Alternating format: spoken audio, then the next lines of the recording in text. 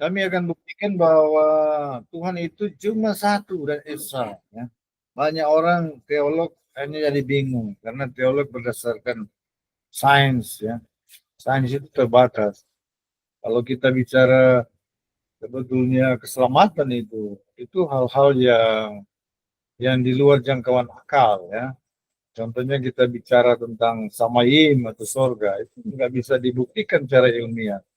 Anda bicara malaikat, ya, ya Anda tidak bisa buktikan secara ilmiah, kan? Mujizat apalagi, ya.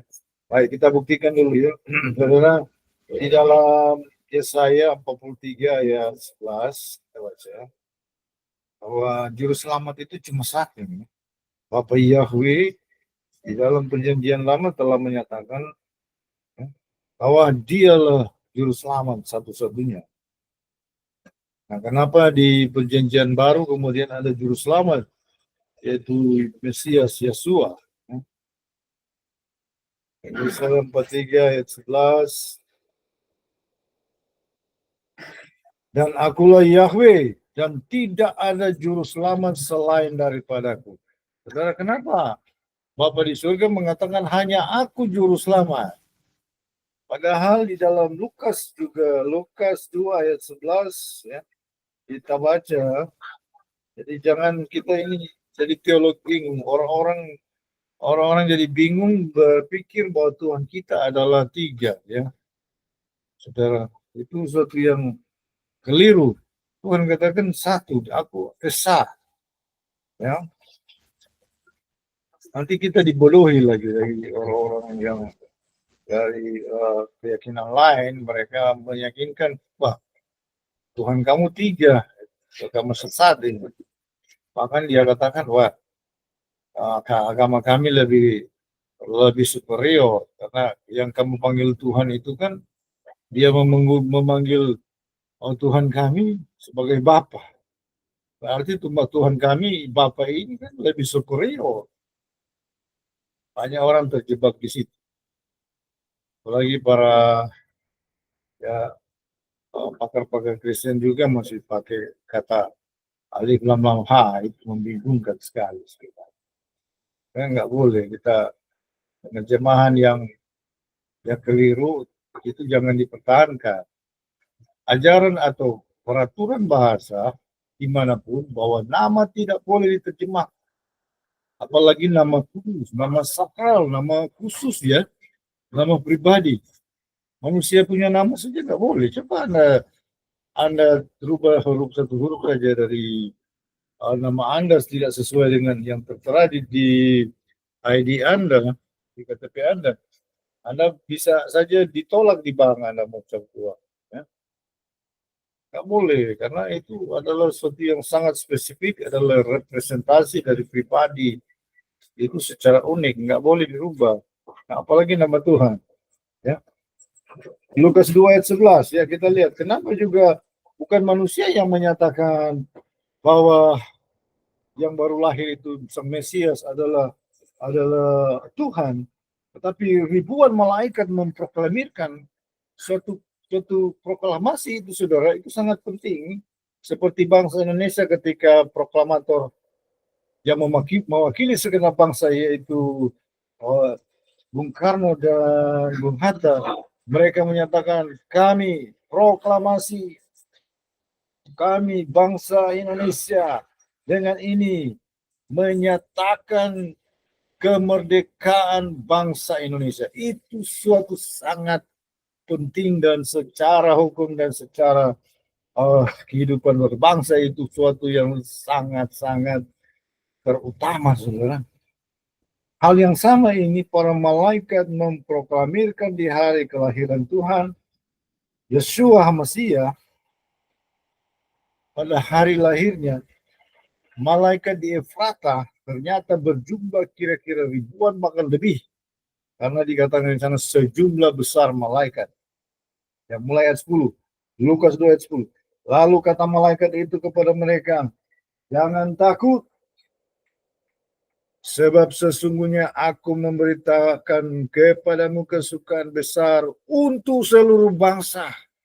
Saudara, ini untuk seluruh dunia, saudara. Hari ini telah lahir bagimu Juru Selamat, yaitu Kristus Tuhan di kota Daud. Jadi yang menyatakan dia Tuhan bukan manusia, tapi sejumlah besar malaikat, mungkin ribuan, bisa juga jutaan. Ya. Ini sesuatu yang sangat berdaulat. Dan manusia tidak bisa untuk membatalkan atau menulify hal ini, saudara. Tidak ada kedaulatan, saudara, yang bisa merubah pernyataan ini. Ini dikatakan, dan inilah tandanya bagimu. Kamu akan menjumpai seorang bayi dibungkus dengan kain lampin dan terbaring di dalam palungan. Dan tiba-tiba tampaklah bersama-sama dengan malaikat itu sejumlah besar bala tentara surgawi yang memuji Elohim. Katanya, kemuliaan bagi Elohim di tempat maha tinggi dan damai sejahtera di bumi di antara manusia yang berkenan kepadanya.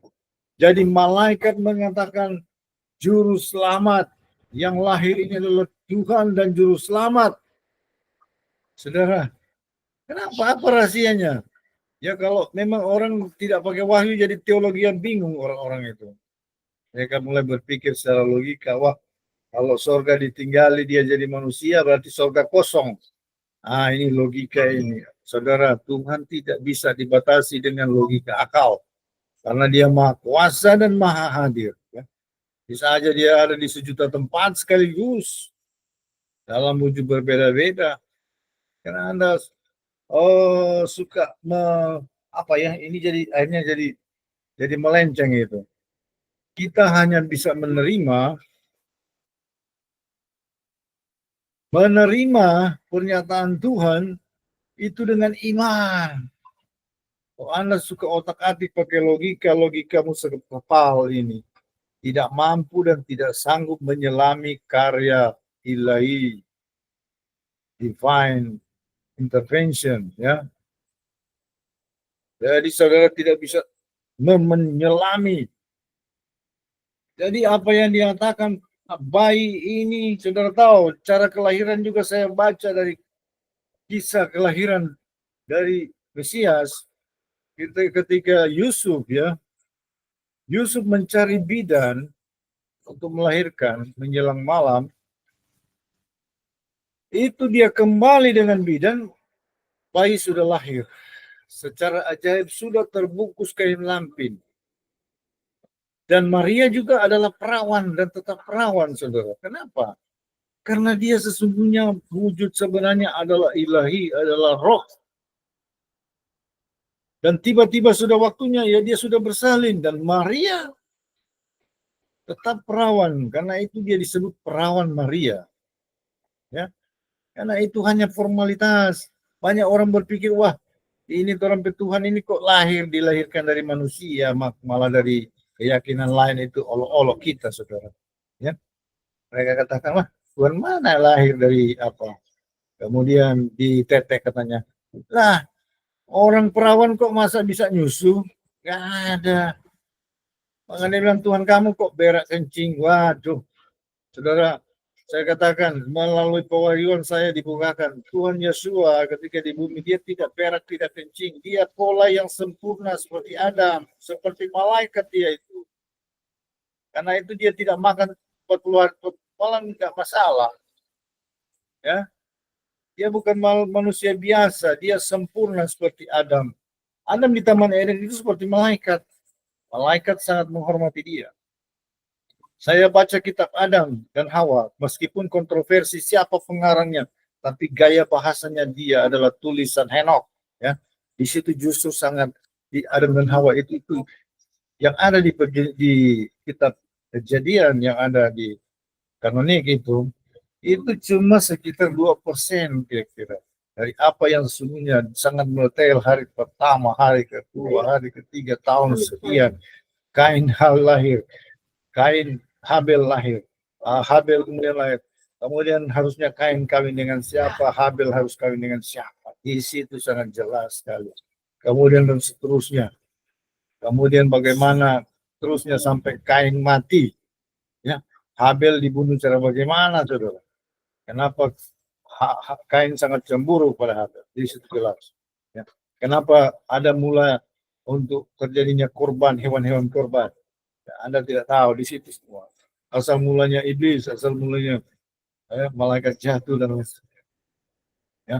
Nah di sana saudara sangat jelas di 3 kali pasal dikatakan ketika Adam dan Hawa sangat menyesal, mereka tidak mau hidup lagi apabila tidak kembali ke Taman Eden.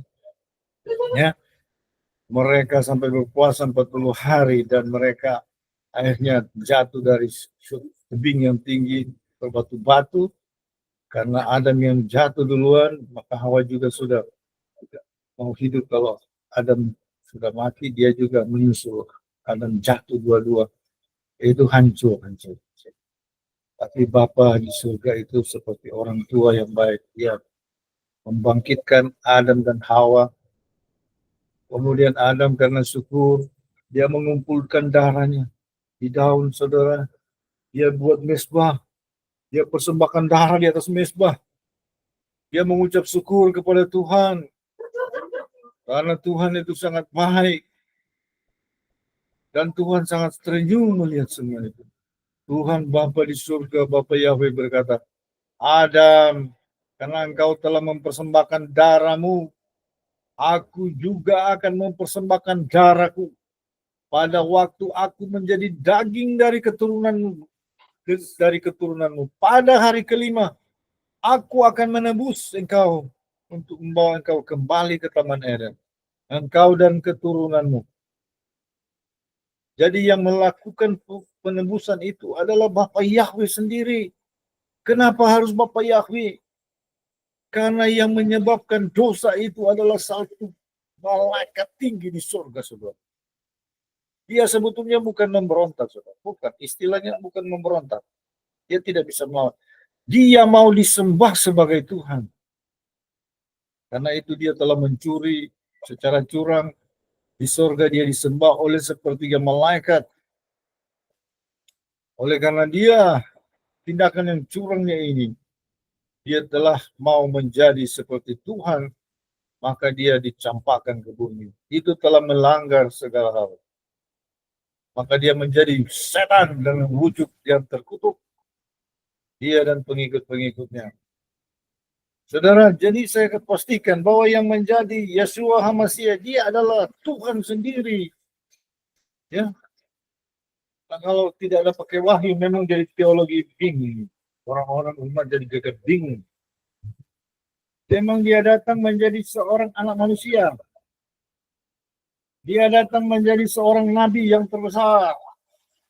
Menjadi rasul yang terbesar. Menjadi imam, menjadi raja, menjadi penasehat ajaib.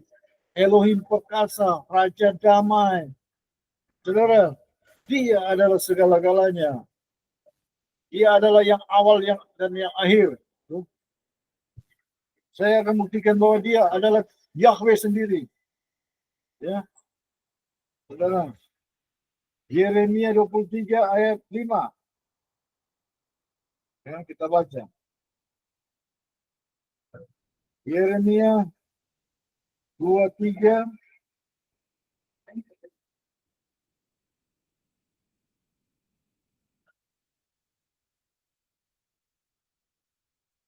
demikian, sesungguhnya waktunya akan datang.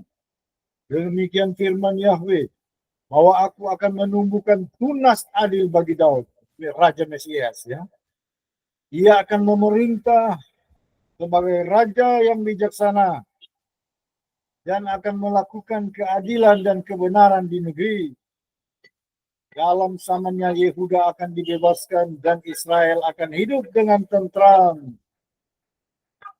Dan inilah namanya, inilah nama Mesias itu yang diberikan kepadanya. Yahweh keadilan, Yahweh Sikenu, Saudara, keadilan itu bukan nama, itu adalah gelar atau julukan, ya. Bahwa dia adalah Yahweh yang adil, ya. Tapi yang nama dia adalah Yahweh. Saudara, hanya satu juru selamat. Hanya satu juru selamat, saudara.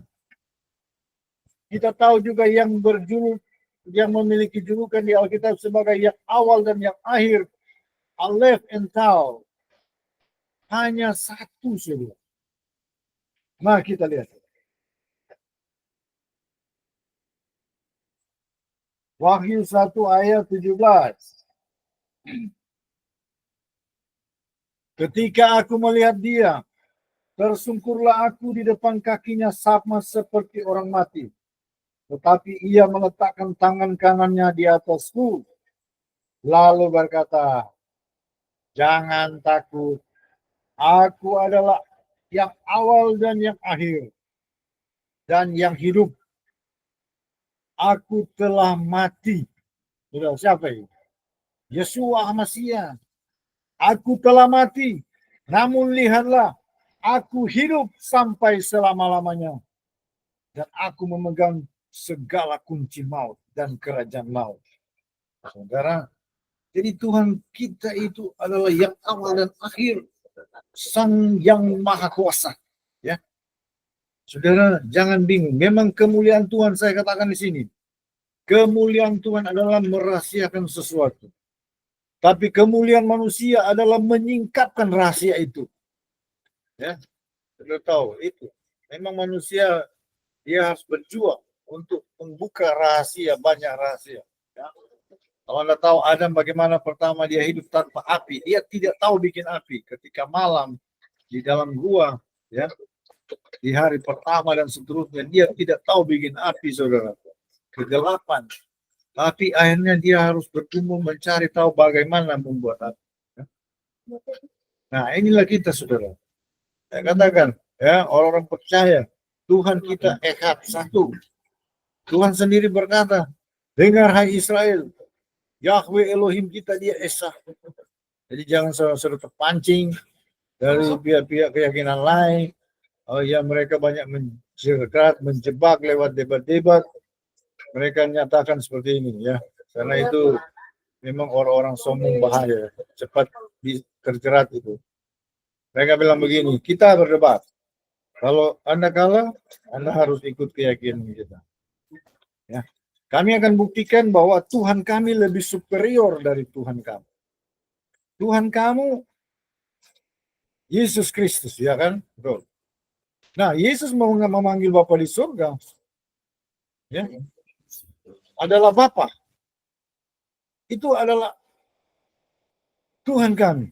Ya, kira-kira seperti itu. Jadi Tuhan kami lebih unggul. Nah, banyak yang sudah akhirnya pindah keyakinan. Ya, karena itu.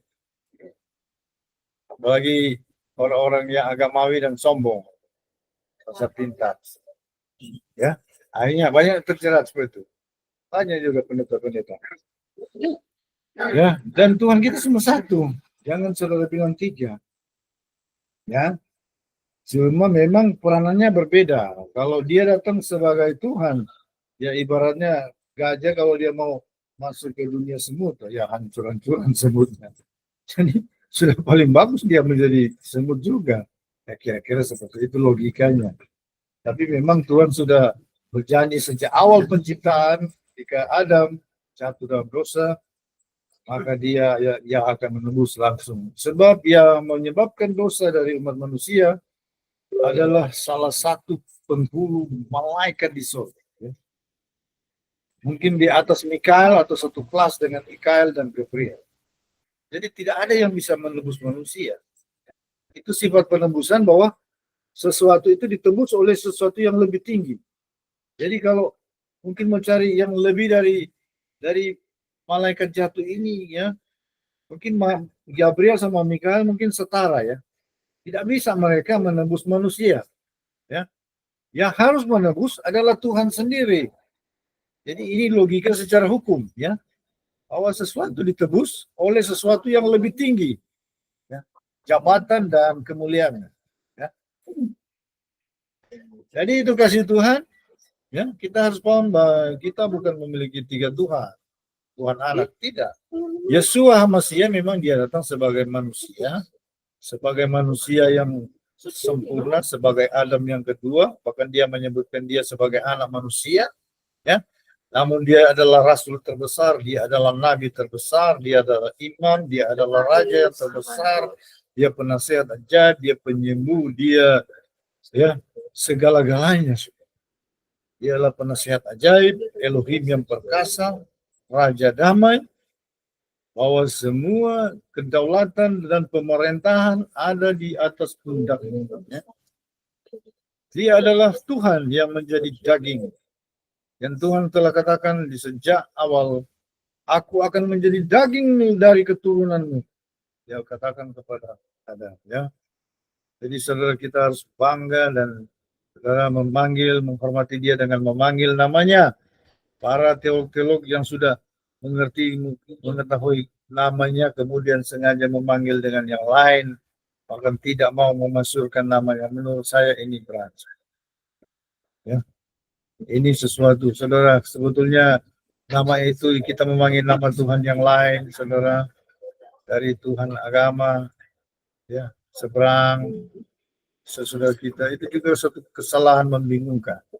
Sehingga kita sebenarnya tidak boleh, ya, di terjemahan Alkitab seharusnya ya nama itu dikembalikan kepada nama yang sebenarnya, ya.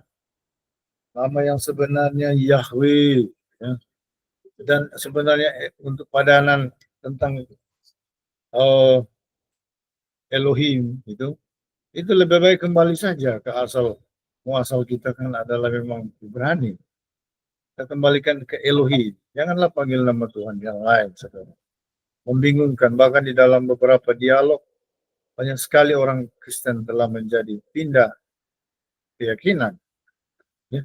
Karena dengan cara ini ya akan terbukti di dalam setiap apalagi debat-debat bahwa saudara tidak akan menang, saudara, dalam debat-debat itu.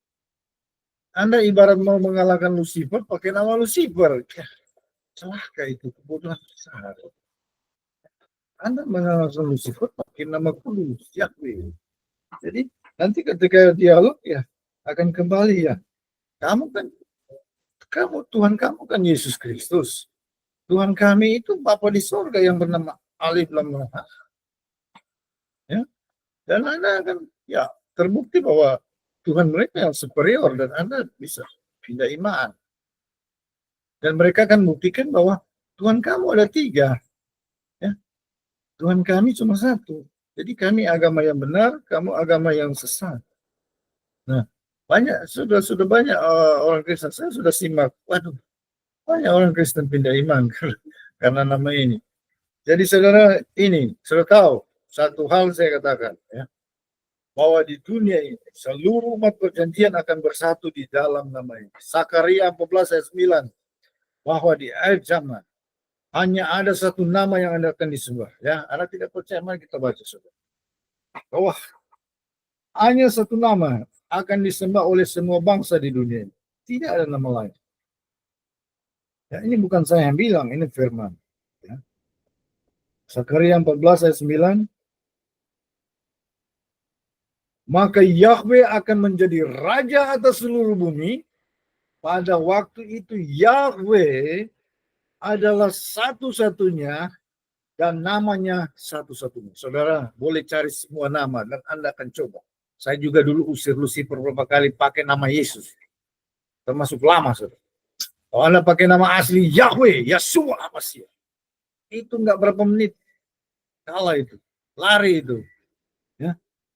Saudara, nama itu, kenapa nama ini, nama asli memiliki kuasa yang begitu besar. Ketika Anda memanggil nama ini dengan iman, dengan sungguh-sungguh, Anda sebenarnya sedang terkoneksi ke takhta Bapa Yahweh. Karena itu memang sifat nama itu, seperti password. Ya, Anda masuk di suatu website, jika namanya tepat, langsung connect, saudara. Ya, nama inilah yang akan mempersatukan seluruh umat manusia. Seluruh orang umat tebusan darah Yesus sebagai umat perjanjian baru itu akan bersatu di dalam nama ini. Ya. Sekarang gereja terpecah belah karena belum seluruhnya memakai nama. Kemudian Israel rohani Kristen akan menjadi satu juga dengan Israel secara jasmani. Mereka adalah umat perjanjian secara jasmani. Ya. Israel rohani dan Israel jasmani akan bersatu di dalam nama ini. Nah, ketika hal ini terjadi, seluruh umat manusia sebagai satu keluarga besar keturunan Adam akan bersatu. Disitulah akan terjadi perdamaian dunia di seluruhnya. Ya. Dan seluruhnya akan menyembah satu nama, Yahweh. Ini yang firman yang kata. Jadi, para kita semua orang percaya. Ya. Kita jangan pertahankanlah apa yang tidak benar. Kita semua harus berpacu menuju kepada kebenaran sempurna. Ya. Karena kita percuma di dunia ini apabila saatnya nanti kita ditolak. Karena nama ini adalah keselamatan. Amsal 18 ayat 10. Nama Yahweh adalah menara kekuatan. Kesanalah orang benar berlari dan menjadi selamat. Nama ini sumber kekuatan, saudara. Kalau Anda dalam pergumulan, Anda panggil nama ini. Ada kuasa, ada radiasi masuk pada saudara. Anda akan menjadi kuat. Ya. Yoel 2 ayat 32. Barang siapa berseru kepada nama Yahweh akan diselamatkan, saudara. Saudara, pusat dari seluruh kebenaran dari kitab suci kita, ya, adalah nama Yahweh. Tanpa nama tidak ada gunanya. Ya. Roma 10 ayat 13, barang siapa berseru kepada nama Yahweh akan diselamatkan. Kenapa nama Yesus juga menyelamatkan? Nama Yesus yang sebenarnya adalah Yahshua, Yahweh Juru Selamat. Saya sudah buktikan tadi bahwa nama Yesus Juru Selamat sebenarnya adalah Yahweh. Ya, karena itu nama yang sebenarnya yaitu nama yang diberikan kepada Yosua. Yosua adalah prototipe daripada nama Juru Selamat. Ketika Gabriel datang kepada Maria, saya pastikan itu bukan Yeshua. Itu adalah Yahshua. Sesuai dengan nama Yosua, tulisannya Ibrani Yod He Waw Shin Ayin. Yahshua, bukan Yesua, bukan. Yesua itu pembelokan karena ajaran-ajaran rabinik sudah berusia 300 tahun sebelum Masehi sampai kepada zaman Mesias. Para pemuka agama mengajarkan untuk jangan memanggil nama Yah. Semua nama yang berawalan Yah dirubah jadi Ye. Contohnya Yahuda jadi Yehuda dan lain sebagainya. Jadi sebenarnya nama sesungguhnya daripada Juru Selamat kita adalah Yahshua, adalah Yahweh Juru Selamat. Ya. Saudara, jangan ragu. Ya, dan nama itu ada kuasa yang besar. Saudara bisa mengalahkan iblis dan setan-setan pakai apa? Pakai pedang, nggak mempan. Pakai senjata AK, M16, nggak mempan, saudara. Pakai nuklir, nggak mempan. Kita akan menang. Kita pakai nama Yahshua, Yahweh, nama Yeshua Masih. Ya. Baik, saudara kasih dalam Tuhan. Nah, ini adalah saudara kebenaran untuk semua. Saya juga bukan atas nama suatu denominasi, saya atas nama saya dipanggil Tuhan. Tuhan bicara langsung kepada saya, memanggil saya. Suaranya audible dengan berbagai pernyataan. Saudara, karena memang kami telah bertobat dan menyerahkan hidup kepada Tuhan, telah berkenan. Memang tidak gampang, saudara. Selama 7 tahun itu tidak ada lawatan Tuhan. Kami mengabdi sungguh-sungguh dalam pelayanan dengan tulus ikhlas berbuat pelayanan. Ya.